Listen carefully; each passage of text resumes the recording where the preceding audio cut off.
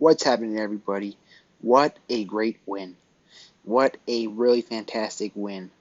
No Kawhi, no PG-13, no Norman Powell, no Luke Kennard, and we face against one of the best teams in the NBA, or at least record-wise, or what the analysts would say, and we managed to beat them.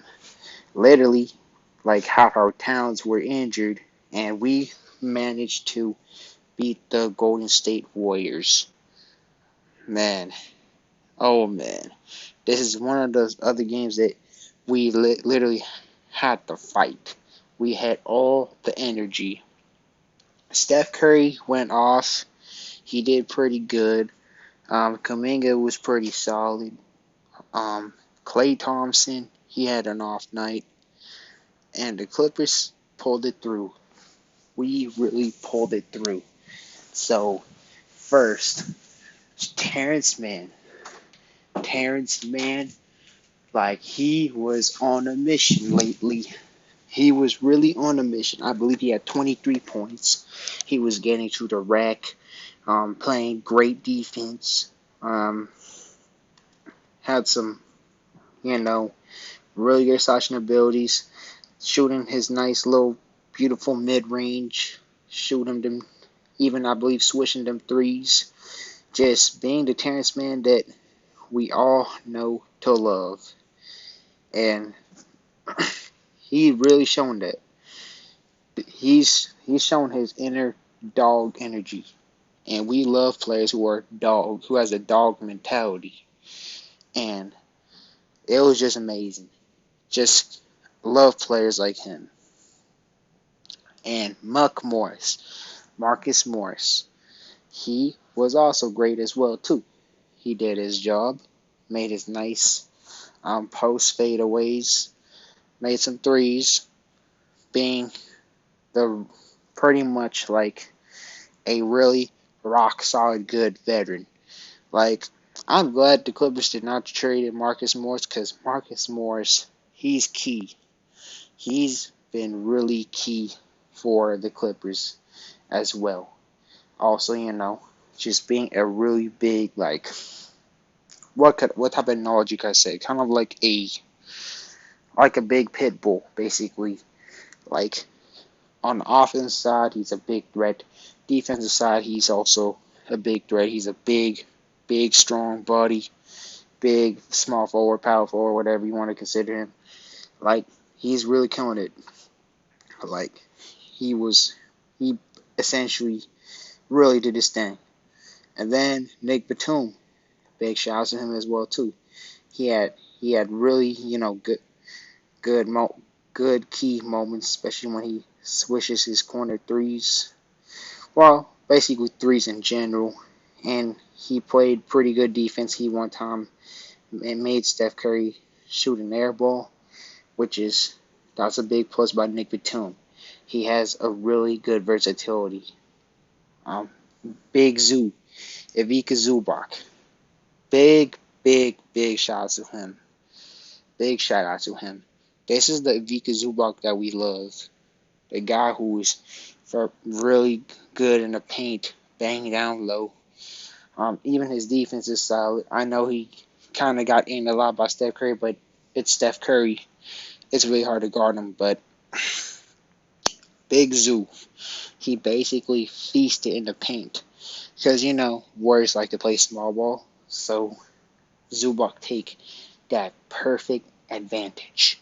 He took that advantage and literally was dunking all over the Warriors. And also, making his nice post moves. Like, great stuff, Zubac. Just great stuff. A rock solid big. Hopefully, as soon as possible, Zubac could try to expand his range. It would be really beautiful to see him shoot his threes if he can, but because he has not really shown that he can shoot threes yet, but he's really stepping it up. Like, ever since post-trade deadline, he stepped up big time. He really did. Like, ever since, I believe, I want to say Saturday. Zubac really stepped up. And our new additions, Rocco. This man was, ooh, Rocco is just that guy that, he's a really ideal 3-and-D guy that would be perfect for any single teams. Like, back in Philly, I messed with Rocco ever since when he was in Philly. The reason why is he plays tremendous defense. He's not like maybe like your 20-point scorer, but he's definitely like, he's solid in terms of contributing on the offensive end, which means like he can shoot threes, he can definitely slash to the basket, and he actually legitimately has legit offense, and his defense is like amazing. It's just amazing. Like, Justice Winslow was good, but Rocco was just a flat upgrade. He is longer. He can pretty much essentially guard 1 to 5. His offense is way much better than Justice Winslow, respectively, at least when Winslow was with the Clippers. Rocco is just, he was amazing in this game. If you actually watch the game, he was great. He was great on both sides of the spectrum. And then Rodney Hood, he only got 5 minutes, but he didn't really do too much. He did play pretty good defense. His shot was solid, but he did play some pretty good defense. But I'm still like bamboozled on why we traded Serge Ibaka for Rodney Hood and Semi Ojeleye. It just caused kind of like a logjam or something like that. Like, we honestly could have definitely got way better value rather than just Rodney Hood and Ojeleye. We could have definitely asked for some second rounders, especially in 2023, because y'all just need to watch out for 2023 because that's a really loaded draft class, and there's a lot of talent that I mess with. But anyways, yeah, we definitely could have got way more from Serge Ibaka, but I believe I said it. I said that already in the past video, so I'm not gonna talk too much about it. But yeah, Rodney Hood did solid, but he's just like, I just didn't really like that. He's taking minutes away from our young players, and also especially Brandon Boston Jr., who did amazing. He dropped like 8 points, I believe, or 6 points, I forgot, but nevertheless, he was swishing all the shots. He was just showing that he's a killer. Like, imagine if he got Rodney Hood's minutes. Like, if he got significant minutes, we would probably beat the Warriors by 40. Or, okay, maybe 30. But nevertheless, Brandon Boston, like, got garbage time, but he absolutely killed it. He killed it. And the great part about Brandon Boston is when he actually gets the minutes, he's not just an offensive player. Like, he's a walking bucket, but at the same time, he's a great defender. I said it, yeah, great defender. And then you got Isaiah Hornstein, who got dunked on by Jonathan Kuminga, but he did pretty solid. He even switched to 3, and then he pretty much had some nice, really fun dunks. Like, he did like one of the dunk. It kind of resembled the man Blake Griffin. Big shout out to Blake Griffin, but he brought the energy, just bringing that nice, really good energy. And then who else? Who else could I talk about? Everybody just did their thing essentially. Oh, the man Reggie Jackson. Reggie Jackson was really key in this game, swishing all the threes, slashing to the basket, doing Reggie Jackson things. He was just the big action Jackson that we know. Like, literally, everybody did the thing.